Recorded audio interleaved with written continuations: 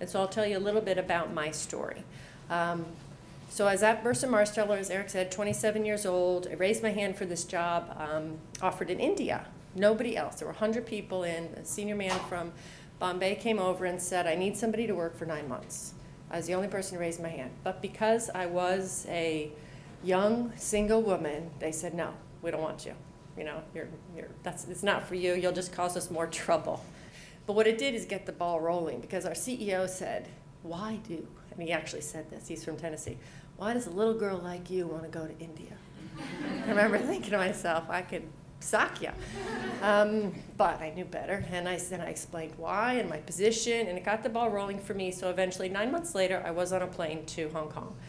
I moved the day after I got married, so women who think that your husbands won't follow you, they will, if you marry the right guy. And so there for 3 years, worked in Hong Kong, took on a greater and greater responsibility there, into China, and then throughout the region, where I worked for about 3 years. Returned to Washington, D.C. I tripled my salary. I jumped 2 senior levels. And then a year later, despite having surprise twins, because life happens when you're making plans to do something else, I took 6 months off, and they rewarded me with actually partnership of WPP, which is one of the world's largest marketing and communications firms, 70,000 people strong, and I was the top 0.5%, which was awesome to me. And they attributed all to my invaluable international experience and the accomplishments that I had achieved at a very young age. Go where the jobs are. I, too, wanted to go a place like Paris or Milan, but I wound up in Hong Kong, which is a pretty cool place. And so always where you want to go is not necessarily where the jobs are, especially with the strength of the euro and the pound right now. It's a little tough to get that London, Paris, or Milan job. So go where the jobs are. So where are those jobs anyway? It does depend on your particular company and industry. But as I said, I was on Bloomberg TV in Hong Kong and talked to people at Merrill Lynch and Goldman Sachs and some of the big banks, and they all continued to say, you know, for the financial industry, Hong Kong, Shanghai are great. Tokyo continues to be great, as does one of the hidden markets, I think, is Brazil. I think China is the dragon that has awoken.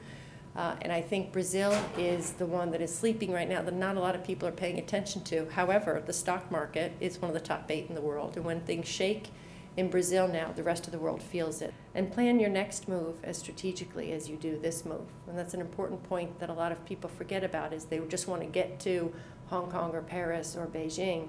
But in fact, you actually have to think about it as a continuum, because how well we do in the first step, as well as where you move on to the next, matters a great deal to your long-term success.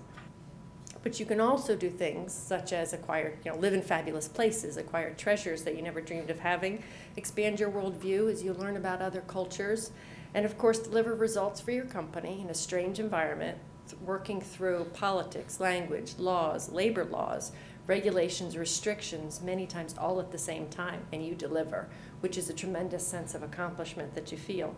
My favorite part of writing the book was interviewing these fascinating, fabulous women. Everyone I asked, would you do it all over again? Yes, absolutely.